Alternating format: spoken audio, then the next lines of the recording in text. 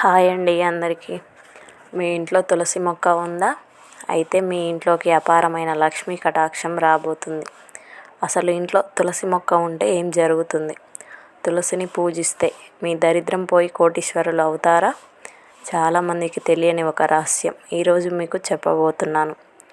ఈ ఒక్క తప్పు చేస్తే మీ ఇల్లు నాశనం అయిపోతుంది. ఆ తప్పు ఏంటో తెలియాలంటే వీడియోని ఎక్కడ స్కిప్ చేయకుండా చివరి వరకు చూడండి.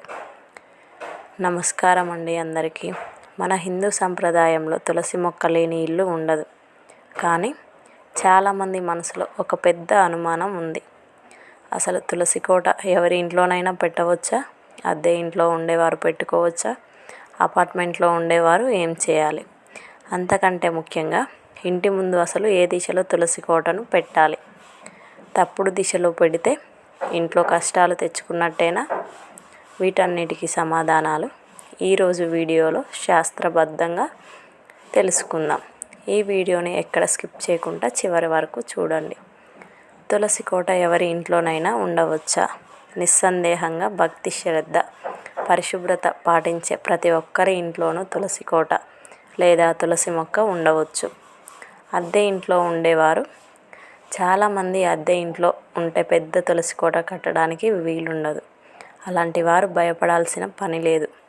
ఒక చిన్న మట్టి కుండీలో తులసి మొక్కను నాటుకొని పూజించవచ్చు. అపార్ట్మెంట్లలో ఉండేవారు, స్థలం లేనివారు బాల్కనీలో లేదా కిటికీ దగ్గర ఎండ తగిలే చోట చిన్న కుండి పెట్టుకోవచ్చు. భగవంతుడు మన భక్తిని చూస్తాడు, కానీ పెద్ద కోట కట్టామా లేదా అనేది చూడడు. ఇంటి ముందు తులసి కోటను ఎక్కడ పెట్టాలి? వాస్తుశాస్త్రం ప్రకారం తులసి మొక్కకు కొన్ని నిర్దేశిత దిశలు ఉన్నాయి. ఈశాన్యం దిశ.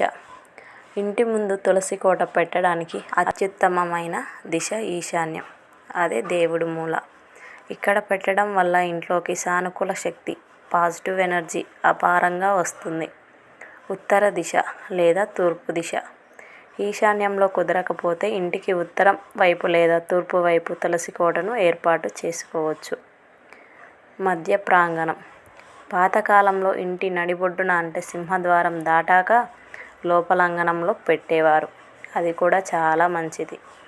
అస్సలు పెట్టకూడని ప్రదేశాలు. ఇంటికి దక్షిణ దిశ లేదా నైరుతి దిశలో తులసి కోటను అస్సలు పెట్టకూడదు. ఇది ఇంట్లో ఆర్థిక ఇబ్బందులకు, గొడవలకు కారణం అవుతుంది. అలాగే సింహద్వారానికి సరిగ్గా అడ్డం పడేలా తులసి కోట ఉండకూడదు. కొంచెం పక్కకు జరిపి ఉండాలి. దిశతో పాటు ఇంకొన్ని విషయాలు గుర్తుపెట్టుకోవాలి. తులసి కోట ఉన్న ప్రదేశంలో చెప్పులు విడవకూడదు. అక్కడ మురికి నీరు నిల్వ ఉండకూడదు. మైల ఉన్న సమయంలో స్త్రీలు తులసి మొక్కకు దూరంగా ఉండాలి. ఆదివారాలు, ఏకాదశి రోజుల్లో తులసి ఆకులను కోయడం కానీ, నీళ్లు పోయడం కానీ చేయకూడదు.